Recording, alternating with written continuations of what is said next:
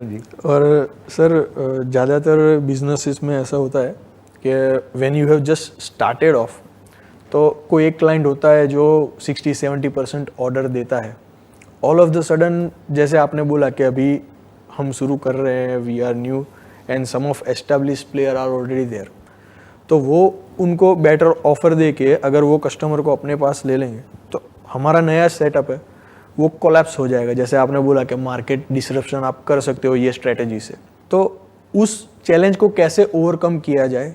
जो अभी आपने एग्जांपल दिया कि फॉर एग्जांपल आपने कोई नया बिजनेस शुरू किया और कोई क्लाइंट है वो आपके बिजनेस का मान लो 50% रेवेन्यू जनरेट कर रहा है, और वहाँ पर एक एग्जांपल ले लेते हैं कि उसने पेमेंट देने से ही मना कर दिया। बड़ा कॉमन है। हाँ, बिग उसने प्लेयर पहले बोला कि मैं 30 दिन में पैसा दे दूंगा, उसके बाद 60 दिन हो गए, 90 दिन हो गए, 6 महीने हो गए, वो पैसे ही नहीं दे रहा है। क्या कर लोगे? कोर्ट में जाओगे तो 20-30 साल गए आपके। वो तो अब क्या करोगे? फंस गए ना। जी काम शुरू होने से पहले ही बंद हो गया। जी। तो बिजनेस को डाइवर्सिफाइड तरीके से करो। शुरू में बड़ी मछली को पकड़ने की बजाय छोटी छोटी बहुत सारी मछलियों को पकड़ो। ये बड़ी मछली को पकड़ने के लिए बड़ा और स्ट्रांग नेट भी तो होना चाहिए ना। अपने छोटे से नेट से आप बड़ी मछली को पकड़ने जाओगे तो नेट ही फट जाएगा। जी। तो उस छोटे से नेट से छोटी छोटी बहुत सारी मछलियों को पकड़ लो। यानी कोई भी एक भी ऐसा क्लाइंट आपका नहीं होना चाहिए जहां से कि आपकी रेवेन्यू का मान लो 10% से ज़्यादा वहां से आ रहा है। तो कोई डर नहीं है। डूबा भी तो कितना डूबा? 10% डूब गया, कोई बात नहीं, क्या हो गया? बाकी का 90% तो चल रहा है ना, मैनेज हो जाएगा।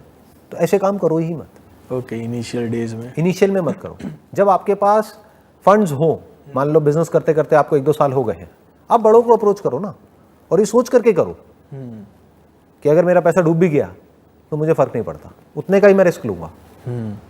जिसने भी बिजनेस करा होगा वो समझता होगा इस रियलिटी को कि बहुत सारे लोग ऐसे हैं जो प्रॉपर एथिकल वे में बिजनेस को नहीं करते हैं इंडिया में, क्योंकि लोगों के अंदर अभी भी लॉ एंड ऑर्डर का कोई डर नहीं है। नहीं है, बिल्कुल जी। तो वो क्या करेंगे? वो आपको अटकाने की कोशिश करेंगे। ओके। इसको टिपिकल यहाँ पे लैंग्वेज में बोला जाता है, बिजनेस की लैंग्वेज में इंडिया में, नीचे लगाना सामने वाले को। हाँ, मतलब आपको कहेंगे पेमेंट आपकी कहाँ जा रही है? 30 दिन में हम दे देंगे ना। जैसे आप पेमेंट मांगने जाओगे वो कहेंगे और माल दे दो। हाँ, आप समझ गए? पेमेंट तो दी नहीं, माल और दे दो। फिर आप माल दोगे 100 रुपये का, पेमेंट वो देंगे 50 रुपये की। हाँ, तो पहले की 100 रुपये की पेमेंट थी, उसमें से 50 दिया उन्होंने, तो 50 पुराना बाकी हो गया, 100 नया हो गया। तो 100 से कितना हो गया? 150। आपका रिस्क बढ़ गया। ये 100 रुपये बढ़ करके कब 500 रुपये हो जाएगा, 1000 रुपये हो जाएगा, आपको पता भी नहीं लगेगा।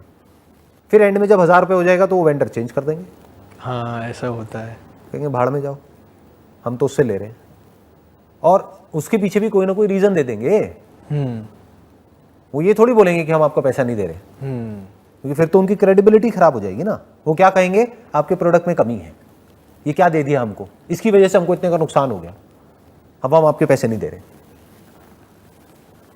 ये सब चीजें होती हैं। ये ग्राउंड रियलिटी के बारे में मैं आपको बता रहा हूँ। Format perfect. इसके बारे में जो फर्स्ट टाइम एंटरप्रेन्योर्स होते हैं, जो स्टार्ट कर रहे होते हैं, उनको पता ही नहीं होता है, तो फंस जाते हैं। यस। तो ऐसे काम करो जहां पर अगर पैसा आपका डूब भी जाए तो आपको फर्क ना पड़े। आपका मंथली कैश फ्लो पे असर नहीं पड़ता, you will be able to maintain. 5-10% चला भी गया तो उससे बिजनेस में फर्क नहीं पड़ता ना। जी। बेटर स्टिल, अगर आपने पूरा ही डाइवर्सिफाई कर दिया कि एक क्लाइंट से आपका 1 या 2% से ज्यादा आता ही नहीं है, तो कोई डर ही नहीं है।